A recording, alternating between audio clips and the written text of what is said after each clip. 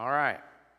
Good to have you here this morning. Our quarter has changed. We have a new quarter. It's May, and we're going to be going deeper into baptism and the Lord's Supper. You might say, well, how in the world could you go deeper into baptism? It's only about 3 feet deep, But we can, and there's a lot here, and there's a lot to say about both baptism and the Lord's Supper. I developed years ago a workshop called Foundations of the Faith, and have worked on that over the years. We're going to start out with AI. If all else fails, go to AI. I asked AI, what is a religious rite? R-I-T-E. AI says, a religious rite. No, it didn't talk. Sometimes it's a woman, sometimes it's a man. You don't know what AI is going to talk to you like. It's a religious rite. It is a formal, prescribed ceremony or action within a religious tradition, often performed with symbolic meaning and significance.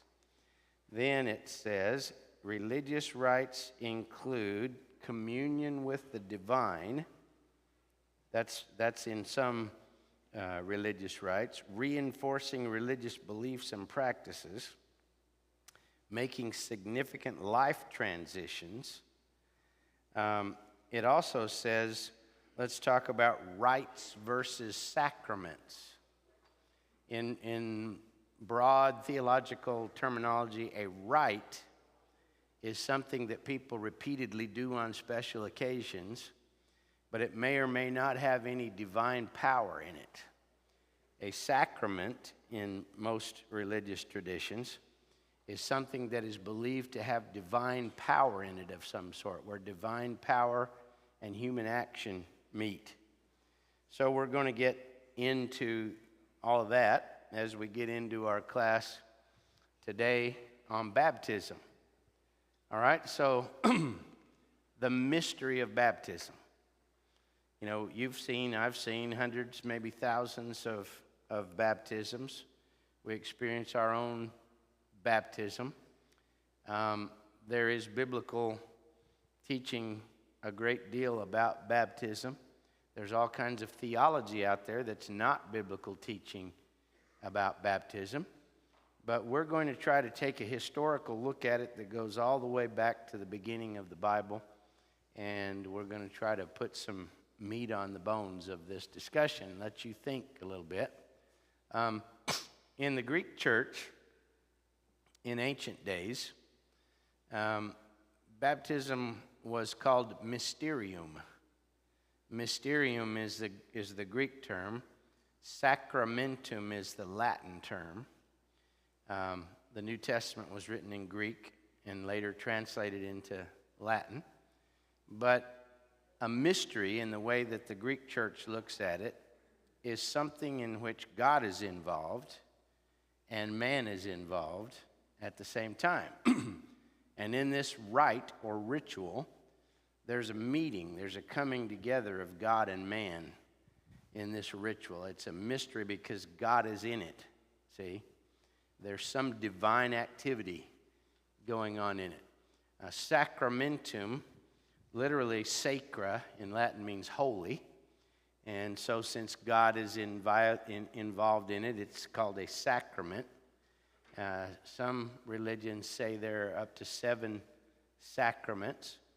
And in the New Testament, we have at least 2 things in which God is definitely involved that are rituals or rites. And that's what we're going to be getting into in this class.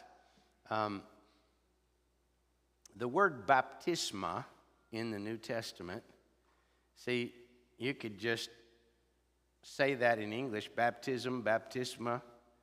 It's just a Greek word that never has been brought over into English, and it's been left in our Bibles as the Greek word just pronounced, baptisma, baptism, without telling you what it means, because that way it can mean anything people want it to mean, see?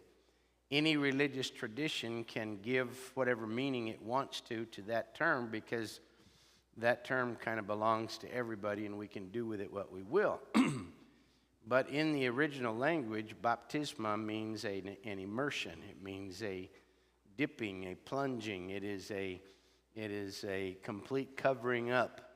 That's what baptizo means, to dip, plunge, or immerse. The oldest Christian church building that we know anything about is in a Syrian village called Dura Europos. Dura Europos. So if you go to Palestine and you go to the to the northern part of Palestine, where Lebanon is on the coastal side and Syria is on the mountainside, if you go just up into Syria, not too far, you're going to come to a little place called Dura Europos. And this is where this ancient church building is. Now, if you're looking at your closest TV screen there, on your left, this was a private dwelling that was used as a church building in like the 2nd or 3rd century. And the large, long place on the left is the assembly hall, basically. Then there's a little courtyard there in the front. And then at the back, there's kind of a little smaller room that's used for teaching. And then on the far right, I wish this thing would reflect the pointer. It won't because it's a TV screen. But on the far right, you have a room that has a baptistry in it. That's at the very back of the building on the far right. There's a little covered baptistry right there. And if we look at this picture, this is taken in the far right of that ancient church building.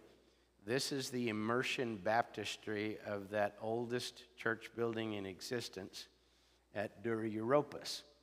And there are some mosaics that still exist on the wall of that ancient meeting house. And you can see a couple of Christian women in mosaic there at the side of that room.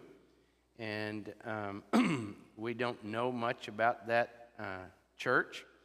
We do have an ancient Christian document called the Didache, and it comes from Syria from the late 1st, early 2nd century. And it does talk about baptism. This is a little closer look. It's kind of strange to me to look at this woman, thinking somebody made a mosaic of a real woman that lived in maybe 120 AD or something like that. She was a Christian woman there in Syria. We don't know anything else about her, but that's kind of a blast from the past, isn't it? Being able to have something that clear from that old right next to the baptistry. Yes, sir.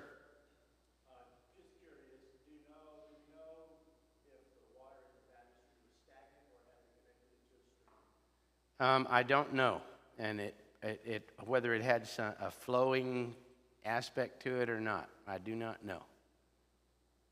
All right, now Christianity was not the only religion that used ritual immersion. In some pagan cults, ritual immersion was used. One of the most popular pagan cults among the Romans was Mithras.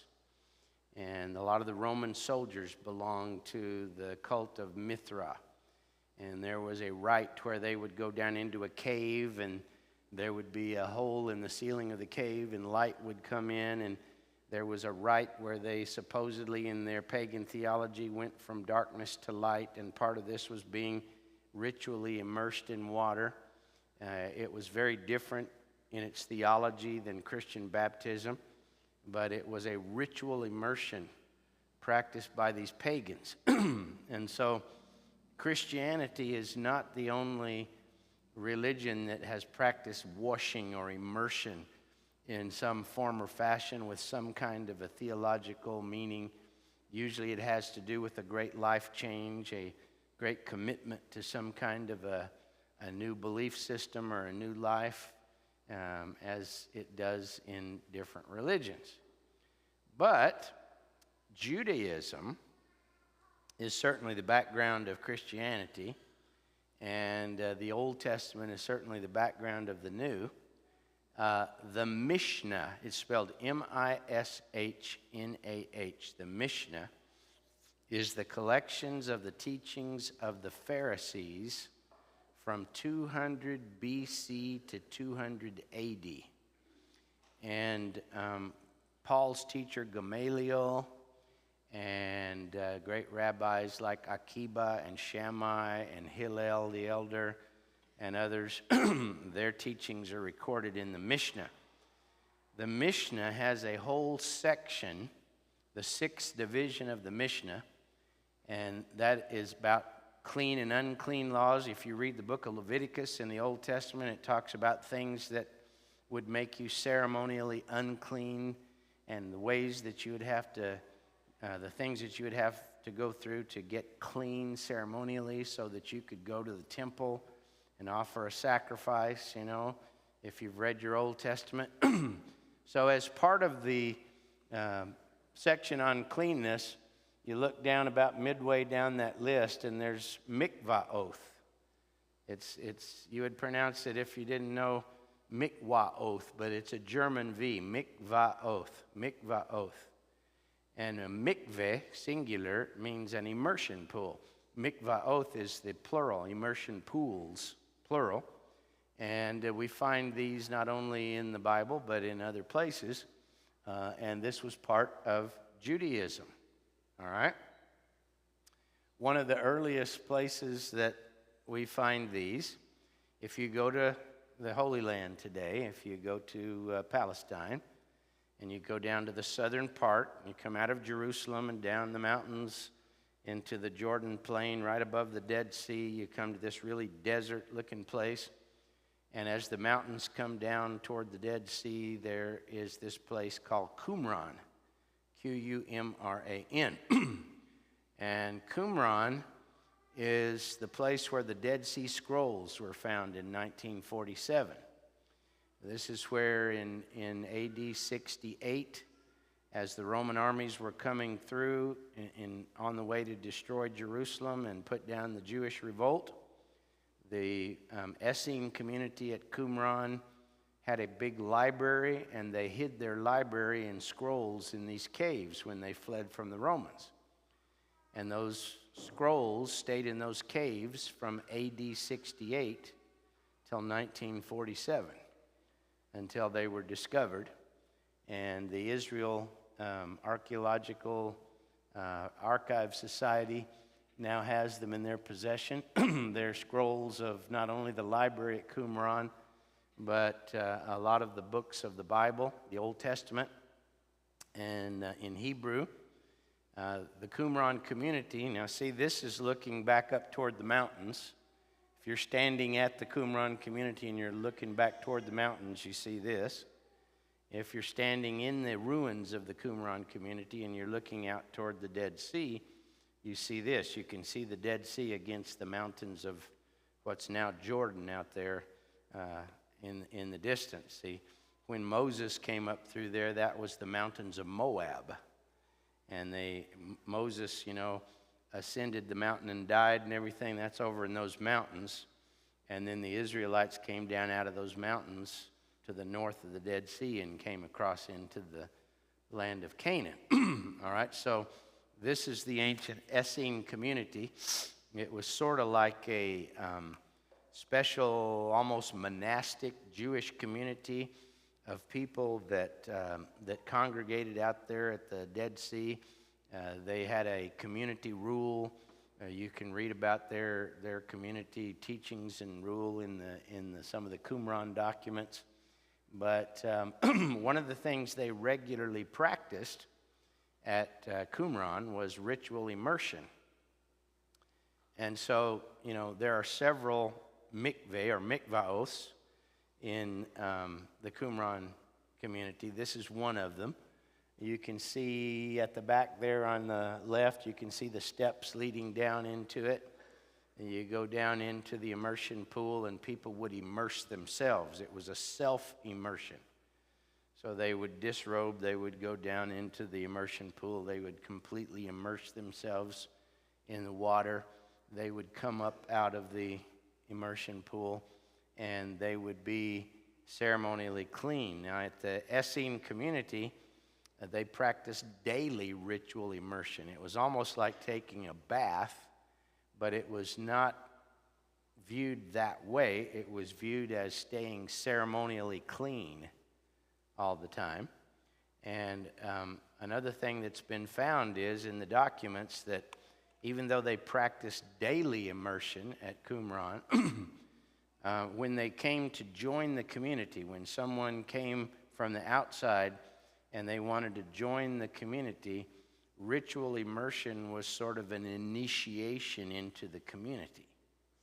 And some people have thought, well, that's really similar in some ways to John's baptism or to Christian baptism, because certainly Christian baptism is an initiation into the Christian community, so there's at least that parallel. Some scholars have tried to make a link between John the Baptist and the Essenes, and I think they're barking up the wrong tree, but there's certainly some interesting similarities there. This is a friend of mine, Neil Pollard, down in this mikveh. This is in Jerusalem. This is right underneath the temple. They've done a lot of excavations right underneath the temple steps at Jerusalem. And there are a number of these immersion pools that are located right at the bottom of the temple steps, where people used to come bringing their sacrifices, and they would immerse themselves in the immersion pool so that they would be ceremonially clean when they entered the temple with their sacrifice. See? So many, many Jewish people immerse themselves in these mikveh during the time of Christ and the time before Christ. This temple was built in the BC era, 60 BC down. It took 46 years to build it, and these mikveh were probably built in that time before the birth of Christ and were still being used at the time of Christ at the base of the temple steps. So, what we've said so far is baptism, that's just a word that means immersion, has been used in one form or another for one reason or another by pagans, by Jews, and in the Bible by Christians. Okay? And in the book of Hebrews, if you want to look over there for a minute, Hebrews chapter 6, Paul is talking to a group of people who have come out of Judaism and they have become Christians. And the Jewish community is not happy with them, and they're trying to pull them back into Judaism and away from Christianity. And one of the problems that this group of people had is they couldn't seem to fully let go of one thing to take hold of another. The writer of Hebrews is trying to get them to let go of Judaism because it was for a time before Christ, and take hold completely of Christianity.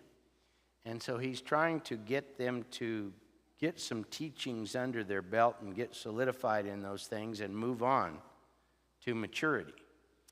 So he says, therefore, leaving the discussion of the elementary principles of Christ, let us go on to perfection. Some of your translations will say maturity, which is what he means. Not laying the foundation again of repentance from dead works and of faith toward God and the doctrine of baptisms. Notice there that the word baptisms is plural. It's plural. Why is it plural? Because there was the doctrine of Jewish baptisms, and there was the doctrine of Christian baptism, which shows you that, see, there are many different religions, and they talk about immersions, plural, of different kind. But there is one baptism, according to Ephesians 4, that is Christian baptism. So what he's trying to do is to get them to move beyond all their ideas of ritual washings that the Jews practiced to the baptism that is connected with the death, burial, and resurrection of Jesus Christ. See, so that's why he uses the word baptismas, baptisms. All right, so what we're going to do, hopefully, in this class is really reflect on the Old Testament teachings, what got us up to this point, go past the Old Testament into the New and into John's baptism and New Testament baptism. We're going to delve into the early church fathers and some of the things that changed over time with baptism and try to have a really in-depth study of this matter. It says going deeper. Brother Bob.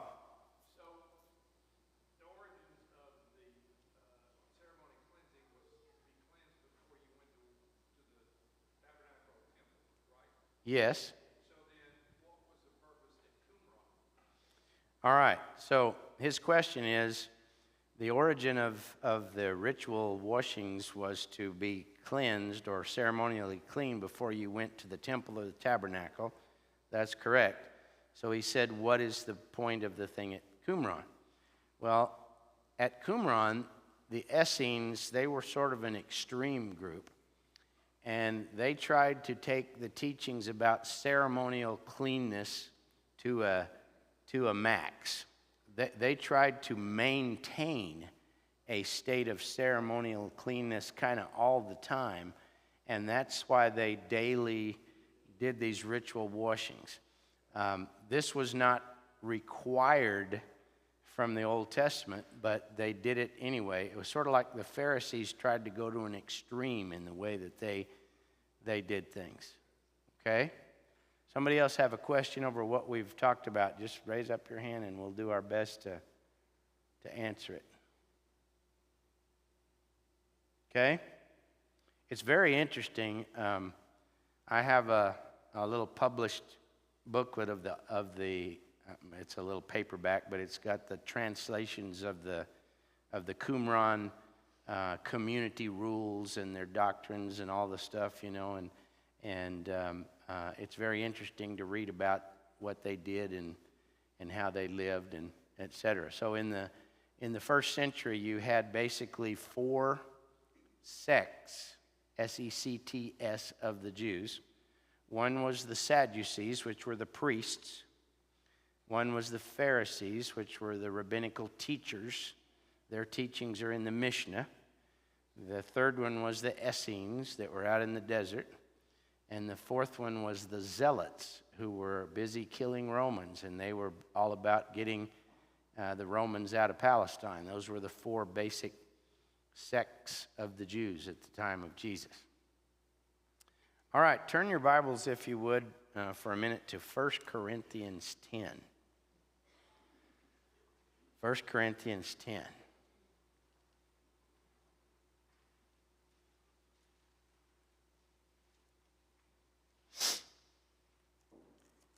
Here we have what would be called sort of a symbolic or typological reference to the Old Testament, and it mentions baptism.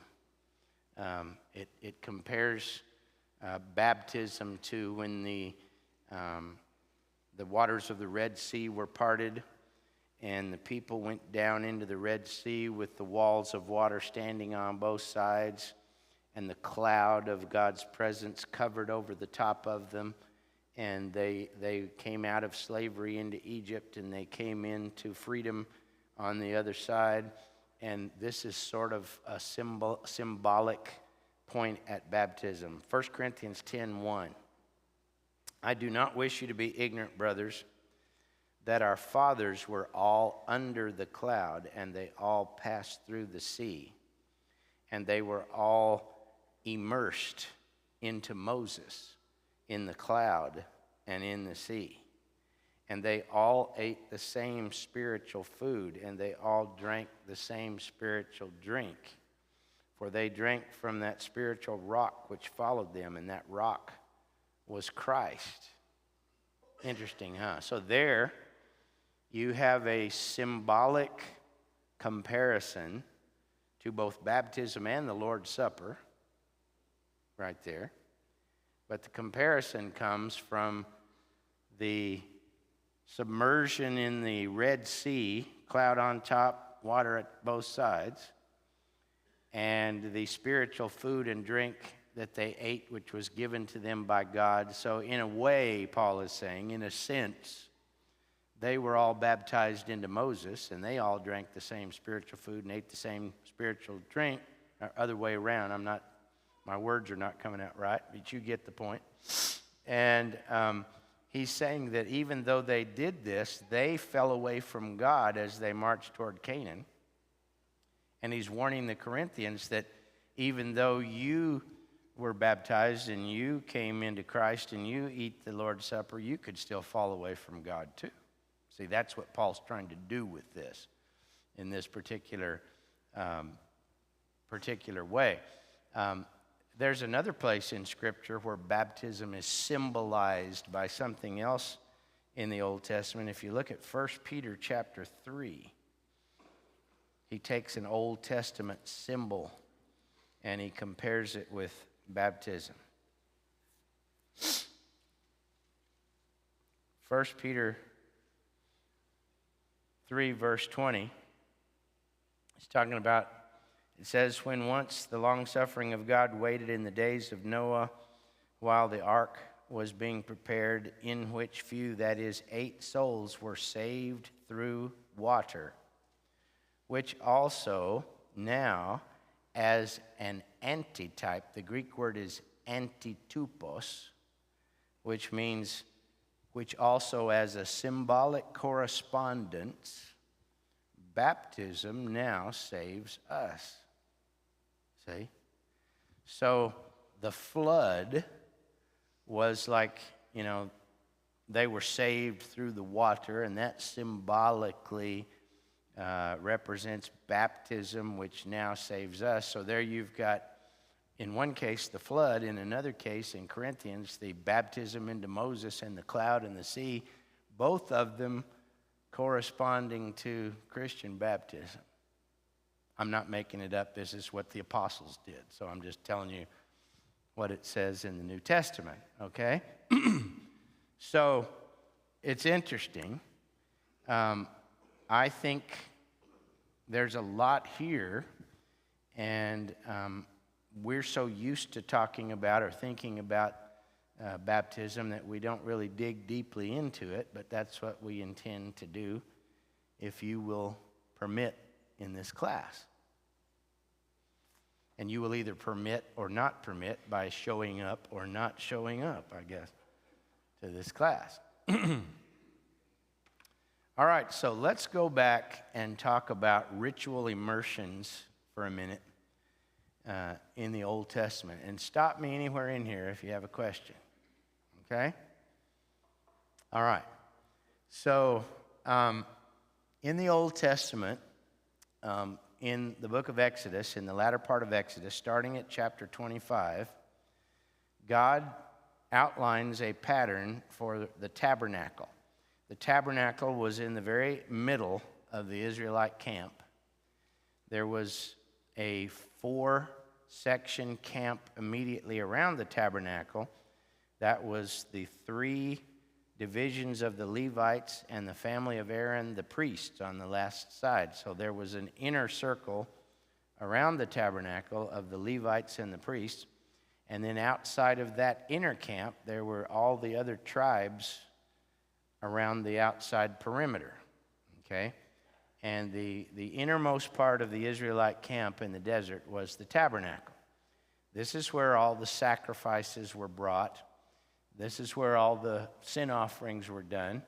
And of course, in the little tent on the inside of the courtyard, that's where the holy place and the most holy place were, and the Ark of the Covenant was housed there. Now, one of the things that was in the courtyard of the tabernacle was a thing called the laver. Lavar just means to wash. And it was an immersion pool. I think a lot of people don't realize that the laver was not a little thing to wash your hands in. It was an immersion pool. And it was used by the priests to immerse themselves. And of course, the priests had to stay in a state of cleanness because they had to go into the tabernacle and minister in the tabernacle.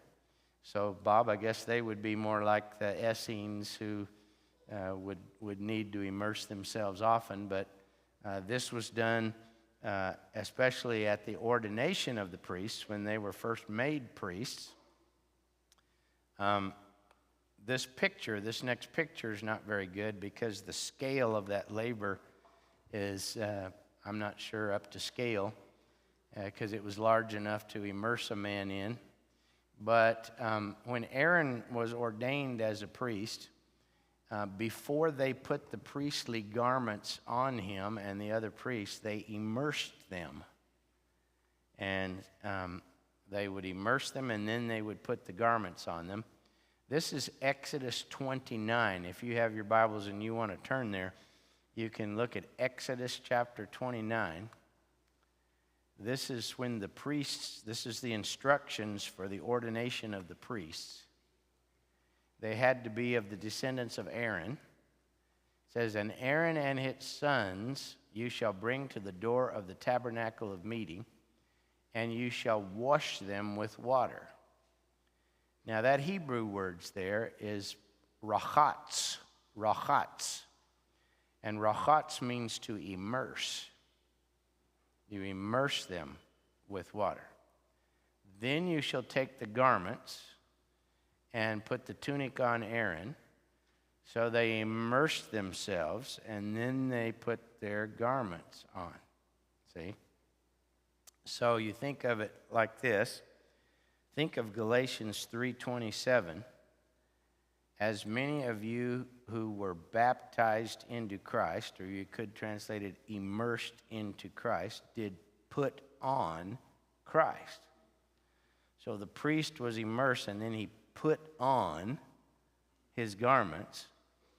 We're baptized into Christ, and then we put on Christ. See? And so there's a reference even in that passage to this passage back in the Old Testament text. All right? And all these garments were very significant. And at the same time as this happened, there was blood put on the ears and the thumbs and the big toes of the priests, and they were consecrated for their service, and they began their life as priests after being immersed in the water. Okay. Now, this word is the Hebrew word for immersion, and we see this word come up a number of other times in the Old Testament. So see, I think a lot of us have the idea that the whole idea of immersion began with Christianity. It did not. There was all kinds of immersion that was going on before the time of Christianity. In Leviticus 14, and when you look at the book of Leviticus, if you start at Leviticus 12, you're going to be into the laws of clean and unclean. And it's going to tell you all about if you eat certain things, you would be unclean. If you have certain kinds of bodily emissions, you will be considered unclean. If you are a woman and you're going through your menstrual period, you are unclean during a certain amount of time. If you touch a certain kind of mold or fungus on a wall, you are unclean. If you come in contact with a dead body, you are unclean. Now, this doesn't mean you're wrong or bad or evil or sinful. It just means you're ceremonially unclean and you're unable to go to the temple and offer a sacrifice in that situation. Okay?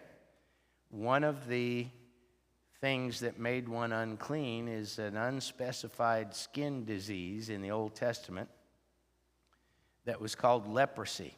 And there was probably different actual skin diseases that could be classified that way in ancient times as leprosy. But if somebody contracted one of those skin diseases, then they would be considered leprous and they would be unclean. In fact, they had to separate themselves from the community and cover their lip and go around saying, unclean, unclean, so everybody would stay away from them. Okay? So if they were cured of their leprosy, if they were cleansed from their leprosy and their skin disease got better, and again, back then it could have referred to any number of skin diseases, then they had to go through this, shave off their hair, wash their clothes, and bathe in water. But the Hebrew word is rakatz. It means to immerse themselves in water. So any of those conditions, and you can read in other passages about the laws of clean and unclean and what people who had various issues had to do, but different people would have to immerse themselves in water to become, in God's sight, acceptable to come before Him and offer sacrifice and all that sort of thing. So, if you turn your Bibles to 2 Kings chapter 5, 2 Kings chapter 5. And I knew I should have brought my Old Testament up here, but I've got my phone so I can. 2 Kings chapter 5. Here we have the story of Naaman and the little slave girl of the Syrian general. Naaman told him that Elisha, the man of God, was down there in Israel and that he could probably help this guy. So in 2 Kings chapter 5, verse 9, Naaman went with his horses and chariots and stopped at the door of Elisha's house, and Elisha sent a messenger to him to say to him, "Go, wash yourself 7 times in the Jordan." Well, that word wash is our word rachatz. See, wash. So the word wash here means to immerse yourself, and that's the way Naaman understood it. Why would Elisha tell him that? Well, because the book of Leviticus said, if you're a leper and you're going to be cleansed, you have to wash, you have to rachatz yourself in water. So he told him to go do that. And if you drop down to verse 14, this is after Naaman was insulted and he didn't want to do it, and he was encouraged, what can you lose? Go ahead and do it. So verse 14, he went down and dipped himself. Now you have a different Hebrew word, tabal, which means to dip.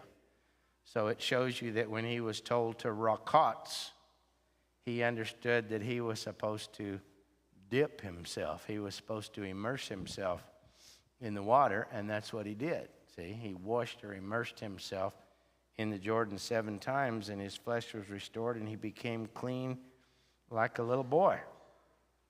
So here you have sort of an extension of the Levitical laws of clean and unclean, and Naaman's practicing it, and he's immersed and he's clean, and so it fits in the story of ancient ritual immersion. So priests did it when they were ordained, and probably other times to keep themselves in ceremonial cleanness. Anybody who was unclean did it in order to become clean. Okay? So was immersion a strange thing to Jews? No, it was a part of life to Jews, and it was very much connected to their religious activity and their atonement worship and all that kind of stuff. Anybody want to ask anything at this point? Oh, yes, sir. I've got this interlinear on my phone and I'm following along. And in the definition of the rakah, or what you call it, Uh-huh. it never uses the word immersion in the definition of it. It's always just a wash. Yeah. Yeah. And the same word, I mean, the second word you used pretty much means the same thing. So take a bath, kibas, or whatever it was. Tabal. So how do you, I mean, I know there he was told to dip, but still in the definition, it doesn't say immerse. So I'm trying to figure out How I get that? I'm just trying to understand. I'm not arguing with you. No, this comes from Jewish tradition, and what they're probably trying to do is they're probably trying to make it fit all religions and all the takes of baptism. But when you study the Jews and the Jewish tradition and the Old Testament and what they did, it clearly had to do with immersion. Let me give you, well, we've already looked at this. This is where he dipped himself 7 times in the Jordan. Now, what we're going to do next time, we don't have enough time to get into this today, but next time we're going to go into the Temple of Solomon, and we're going to go to describe this little hand washing pool, which was 7.5 feet deep and 15 feet wide in the temple, and then we'll talk from there. So historical archaeology and all the rest of this comes into play a lot in the definition of these things. And if you go to Palestine and you look at these mikveh, they're definitely immersion pools, and we'll show you how all that works. Anyway, this is where we'll start next time, Lord willing. So thank y'all. We'll try part 2 next Sunday morning.